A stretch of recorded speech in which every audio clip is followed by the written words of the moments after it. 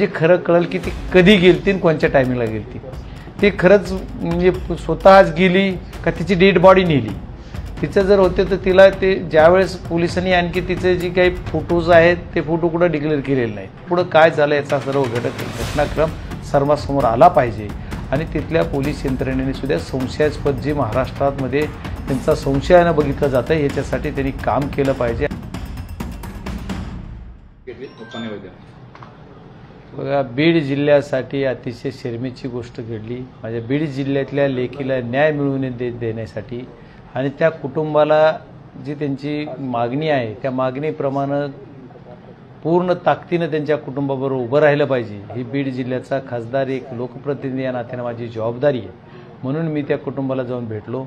ज्या दिवशी घटना घडली तर त्या कुटुंबाला ती घटना जवळपास संध्याकाळी 7-8 वाजता कळली आणि त्याच्यानंतर त्या कुटुंबाला तिथं जाण्यासाठी त्यांना 3-4 वाजले रात्री आणि दुसऱ्या दिवशी म्हणजे घडली घटना ही कधी हेच नाही पण दुसऱ्या दिवशी त्यांना कळलं। म्हणजे या बघा असा प्रकार किती संशयास्पद आहे।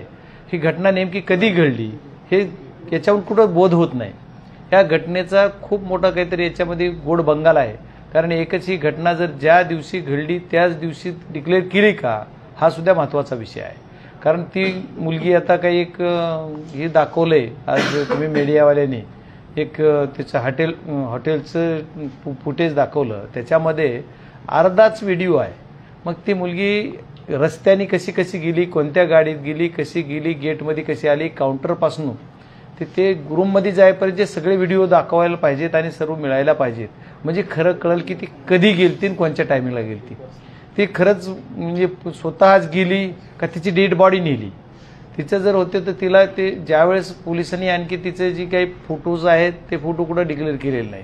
म्हणजे जे जिथं कुठल्या रस्सीनं घेतली, कशी फाशी घेतली म्हणून जे डिक्लेअर केलं आत्महत्या केली, त्याच्यानंतर आज PM रिपोर्ट येतो, पण PM रिपोर्ट 24 तासाच्या आत झाला की 48 तासांनी झाला की आणखी 72 तासांनी झाला याचं कुठंही बोध नाहीये। म्हणजे खरी घटना किती वाजता घडली होती आणि कोणत्या क्षणाला घडली, तिथून पुढे काय झालं याचा सर्व घटनाक्रम सर्वांसमोर आला पाहिजे आणि तिथल्या पोलीस यंत्रणेने सुद्धा संशयास्पद जे महाराष्ट्रामध्ये त्यांचा संशयानं बघितलं जातं याच्यासाठी त्यांनी काम केलं पाहिजे आणि संशयाने महाराष्ट्रानं बघू नये याच्यासाठी त्यांनी प्रखरतेनं काम केलं पाहिजे, पण तसं होत नाहीये।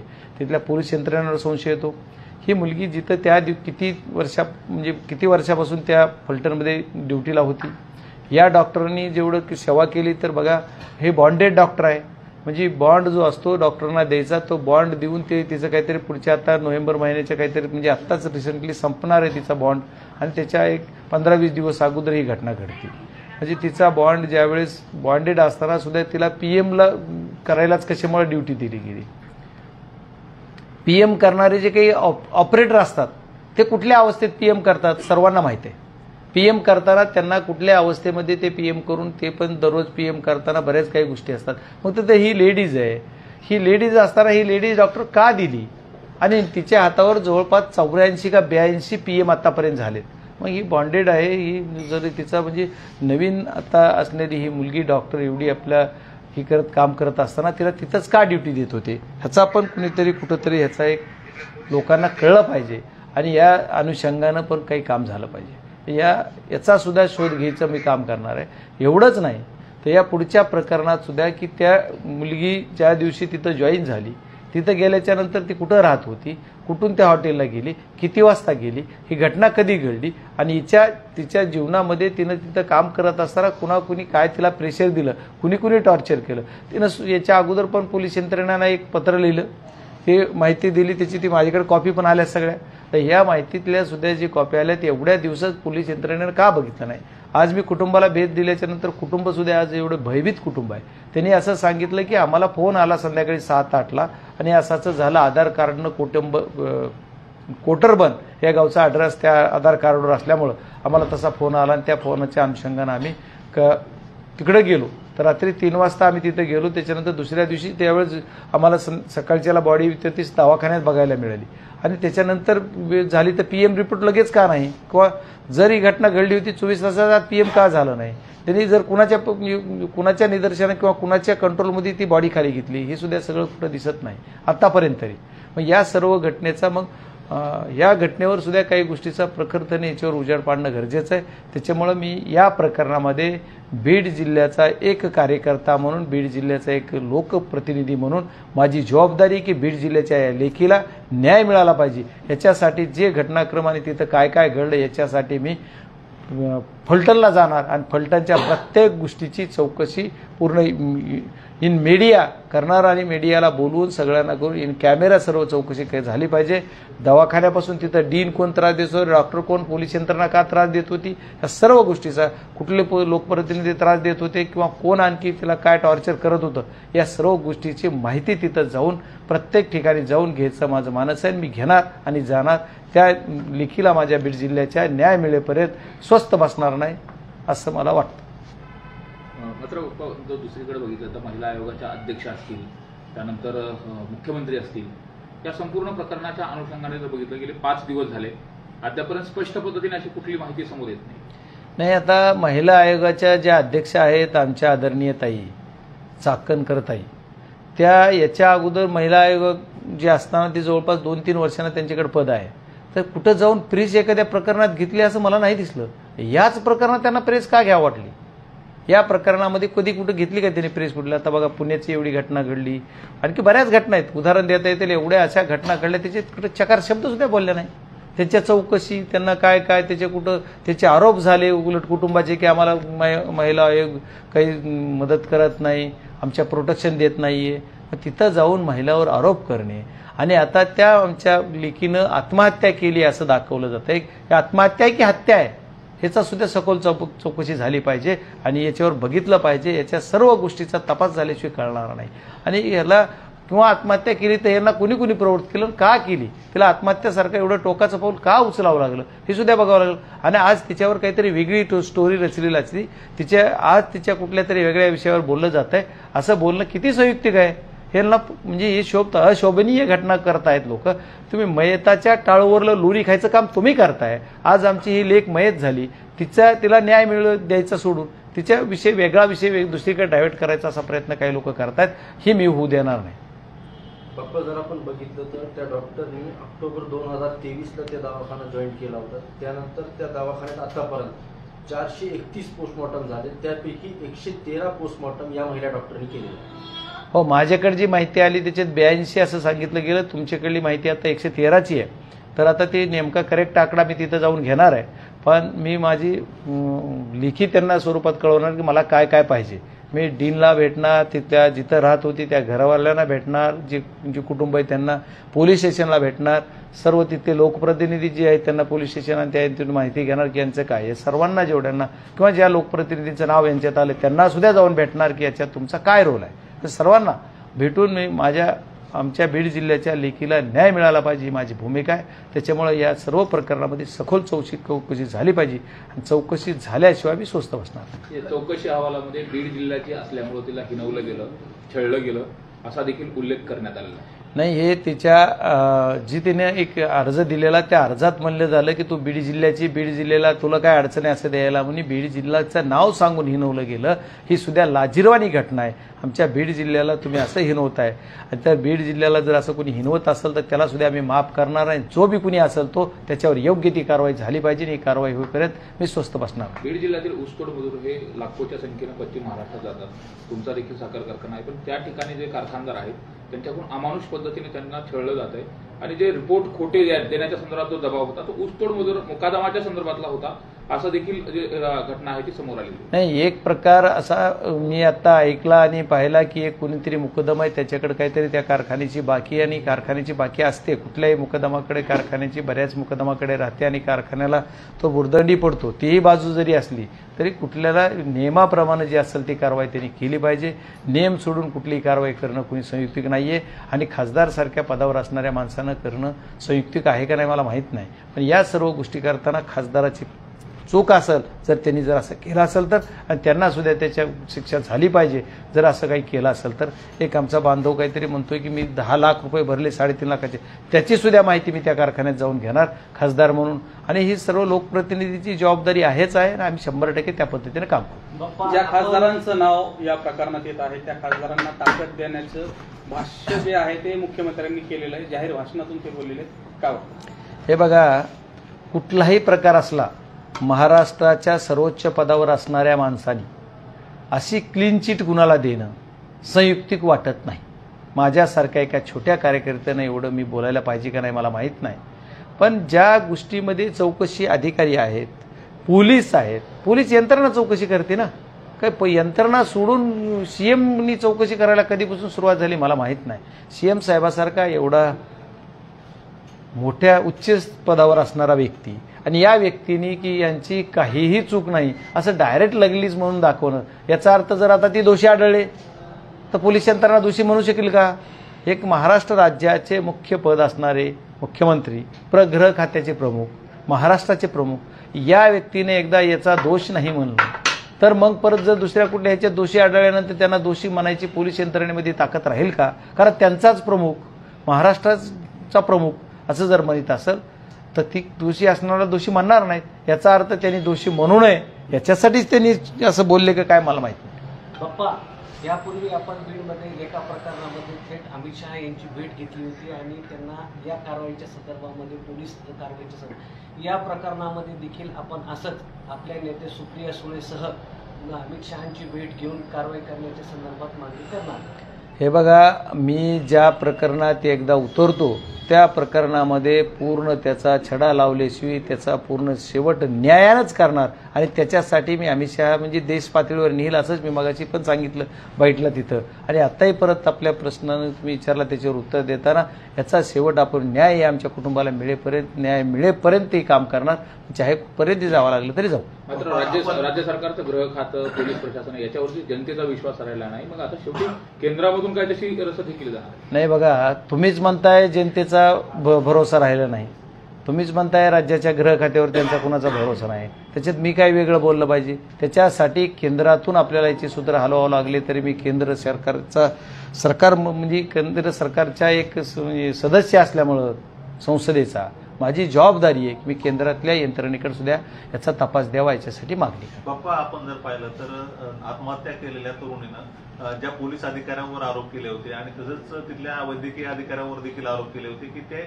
त्या ठिकाणी दबाव टाकतात त्यांच्यावर आरोप असताना आता या सगळ्या प्रकरणाची चौकशी देखील तेच पोलीस करत आहेत. दुसरीकडे कुटुंबियांकडून एसआयटीची मागणी केली जाते परंतु ती अद्याप मान्य करण्यात आलेली नाही. यामुळे तपासात पुढे त्रुटी राहू शकतात. हे बघा, यासाठीच मी म्हणलं की तुम्हाला येणाऱ्या काही दिवसामध्ये मी तिथं जाणार, सगळं माहिती घेणार आणि त्याच्यानंतर मीडियासमोर येऊन काय केलं पाहिजे ही मागणी करणार. त्याच्यामुळे आज मी अर्धवट काही माहिती मला जेवढ्या मी गोळा केल्या तेवढ्या आलेल्या आहेत, पण पूर्ण माहिती घेऊनच या सर्व विषय बोलला पाहिजे की ह्या विषय कुणाकडे दिलं पाहिजे तपासात. कारण या तपासामध्ये ज्यांनी गुन्हा केलाय, ज्यांच्या पोलीस स्टेशनच्या PIने गुन्हा केलाय, पोलिसांनी गुन्हा केलाय, त्यांच्याच पोलीस स्टेशनच्या वरिष्ठाकडे त्यांच्या वरिष्ठाकडे जर हा तपास दिला तर न्याय कसा मिळेल? त्याच्यात तर नाव त्यांचं सुद्धा आहे आणि जे आता पोलीस तिथं काहीतरी आहेत ते त्यांची कारकीर्द तर खूप गाजलेली आहे. त्याच्यामुळे आता त्यांच्यावर काय असेच कारकीर्द गाजलेले अधिकारी काही इकडं आमच्याकडे होते. त्याच्यामुळे हा विषय खूप चिंतेचा आहे. जिल्ह्याची बदनामी 4-5 जणांनी केली आणि त्यामुळे असे प्रकार घडले असं तुमच्या मित्रांनी म्हणजे धनंजय मुंडेंनी म्हटलं.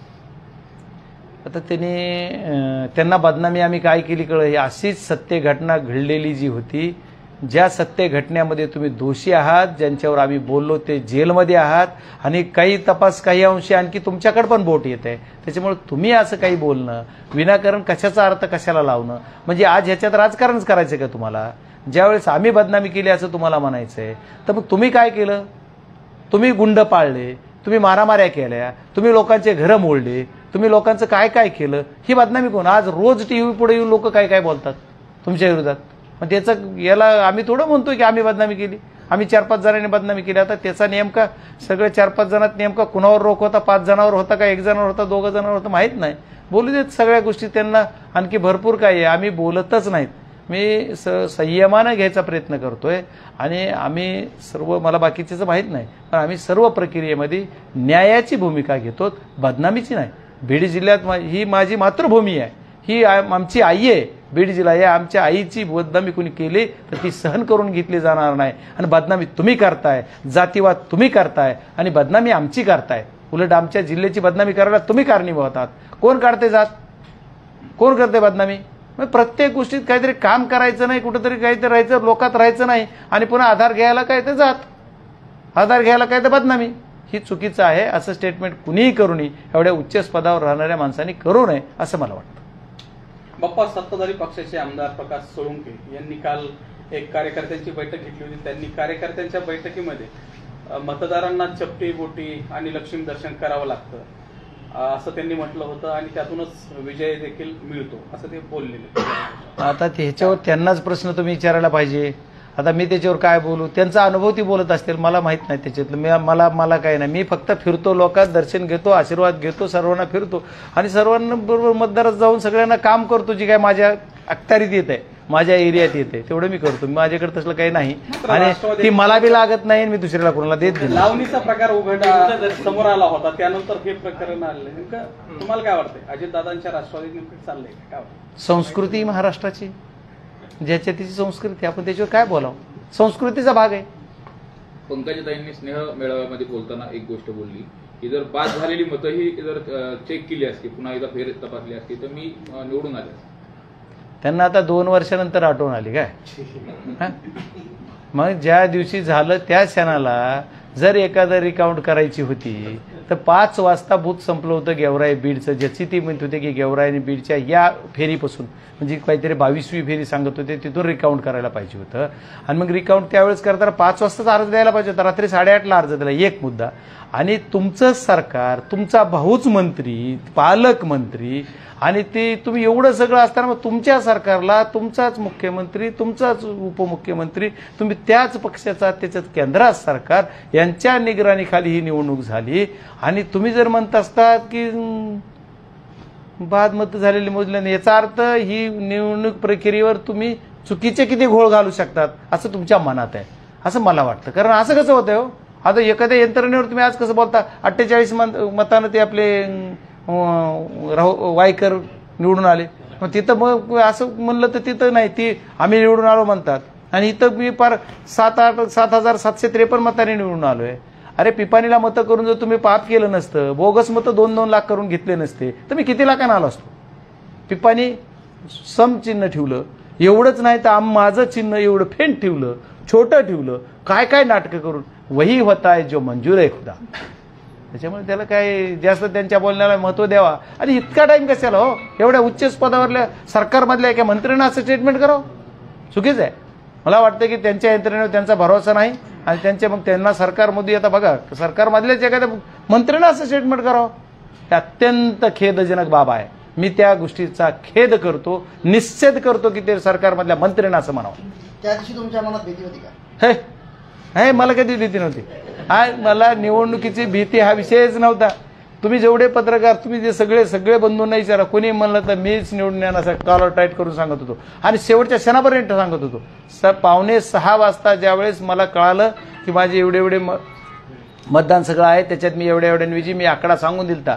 फक्त मी म्हणलं हे घोळ घालून काहीतरी करून फक्त त्यांच्या मनात कुठंतरी होतं की रिकाउंट करून माझा पराजय करायचा, ती मी करू दिलं नाही. एवढं त्याच्या मतपेटीकडे जात होता त्यावेळेस काय मतपेटीकडे नव्हतं जात मी वारंवार. जे आता मतपेटीकडे कसं जाता येत मला, ज्या विधानसभा मतदारसंघाचे वेगळे ज्या तुमचे काही जे आहेत त्या ठिकाणी जाताना मी सगळे काउंटिंगकडे जात होतो की नेमका आकडा काय आलाय आणि मी कुठल्या बूथला किती मतं होणार सांगत होतो. मला निकाल माहित होता, तेवढ्या ठामपणाने गेलो, त्याच्यामुळे तर खासदार झालो.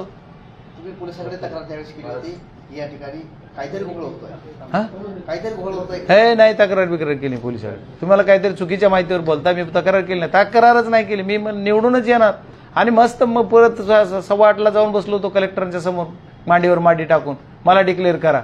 मी म्हणलं उघड्या डोळेनंच अख्खा देश बघतोय, महाराष्ट्र बघतोय, तुम्ही कशामुळे उशीर केलाय. त्याच्यामुळे त्यांनी उशीर करून काय करायचं होतं माहित नाही, पण रात्र घातली आणि मला सकाळी दिवस निघताना दिवसाचे किरण माझ्या डोक्यावर पडत होते पाठीमागून आणि मी घरात शिरत होतो. एवढा उशीर झाला मला, एवढा उशीर, आणि आम्हाला आनंद सुद्धा साजरा करू दिला नाही. बाप्पा, बच्चू कडू यांचं 27 तासापासून आंदोलन सुरू आहे. राज्य सरकार गंभीर नाहीये, मात्र ते आंदोलन कसं चिघळत आली याची खबरदारी सध्या घेतली जाते. तुम्ही शेतकरी पुत्र आहात, कसं पाहता त्यांच्या मागण्यांकडे? हे बघा, बच्चू कडू भाऊ जे आहेत ते शेतकऱ्यांसाठी झगडतात आणि शेतकऱ्यांचा कैवारी हा सर्वजण झाला पाहिजे. राजकीय जो बी कोणी मंडळी, शेतकरी बळीराजा आहे भारत देशात, म्हणून देशाचा आपण सर्वजण एकदम, शेतकरी हा देशाचा कणा आहे. त्याच्यामुळे सर्वजण आपण जी रोजीरोटी म्हणतो ना, जे आपण अन्न खातो ते पिकवण्याचं काम कोण करतंय? तो माझा बळीराजा करतोय, शेतकरी करतोय. अरे त्यांच्यासाठी तर तुम्ही येऊन पैसे दिले पाहिजेत. नुसत्या घोषणा केल्या तर आम्ही 5 वर्षात देऊन 2 वर्षात देऊन, ठीक आहे, आता ती सरकारचा भाग आहे, मला ते म्हणायचं नाही. पण सरकारची जी काय भूमिका आहे ती अत्यंत चुकीची असं माझं मत आहे. सरकारने सरसगट कर्जमाफीचा जो विषय केला ना, आजच ही योग्य वेळ होती. माझा शेतकरी बळीराजा आज अडचणीत आहे, त्यावेळेच्या शेतकऱ्यांची सरसगट कर्जमाफी दणक्यात करून टाकली पाहिजे. पैशाला काय कमी? केंद्रात पैसे आहेत, राज्यात सरकार, केंद्रात सरकार, कुठून बी आणा, काय अडचण आहे? आम्ही म्हणतो लाडक्या बहिणीला सुद्धा 3,000 का देत नाही? तुम्ही दिले पाहिजे ना, तुम्ही देताय ना, तुम्ही म्हणलात ना आम्ही देतो तर देऊन टाका. आम्ही कुठं म्हणतोय? तुम्ही म्हणता आम्हाला पैशाची कमी नाही, तुम्ही स्टेटमेंट आहेत. बरं तुमच्याकडे पैसे कमीच आहेत असं समजू, कशाला ते शक्तीपीठ मार्ग पाहिजे? आता तुमच्याकडे पैसे नाही तर कशाला पाहिजे मग? केंद्र शासनाकडून करा ना, पण स्वतःच्या नावावर क्रेडिट घ्यायचंय का तुम्हाला? का करायचंय? ह्या सुद्धा गोष्टी काही बघणं गरजेचं आहे. ह्या गोष्टी अत्यंत म्हणजे गांभीर्याने घेतल्या पाहिजे. त्याच्यामुळे बच्चू कडू यांच्या आंदोलनाला सुद्धा गांभीर्याने घेतलं पाहिजे आणि शेतकऱ्यांना न्याय दिला पाहिजे. आताची सुद्धा मदत जी दिली ती तुटपुंजी मदत आहे. काय डिक्लेअर केलं की आम्ही बघा वर्गवारी केली, जिरायत, बागायत आणि परमनंट म्हणजे 12माही बागायत, म्हणजे हंगामी म्हणायचं त्याला, जिरायत, हंगामी, बागायती. तर बागायतीमध्ये आता ऊस सुद्धा माझ्या इथल्या तहसीलदारानं तर आमच्या पहिल्या अहवालामध्ये घेतला होता जिरायतीमध्ये. आता मला कुठून शोध लावला रे बाबा तू?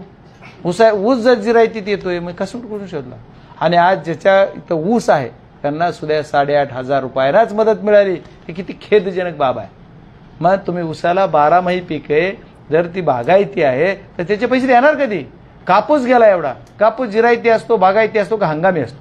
कापूस पीक जे आहे ते 4 महिन्याच्या आतलं पीक असेल तर ते जिरायती येईल, 4-4.5 महिने. कापूस हा 6 महिन्याच्या पुढचं पीक आहे, त्याच्यामुळं हंगामीमध्ये येतं. म्हणजे त्याला मिनी बागायती म्हणता येईल. तर त्या बागायतीमध्ये त्यांना घेतलं पाहिजे आणि त्या बागायतीमध्ये कापसाला वेगळी मदत करायला पाहिजे. ते नाही केली, त्यांनी येड्यात काढायचं काम केलं. 10,000 आम्ही रबीला देऊ म्हणले, ते 10,000 कुठे आहेत? आणि 8,500 म्हणजे मदत किती झाली एकरी?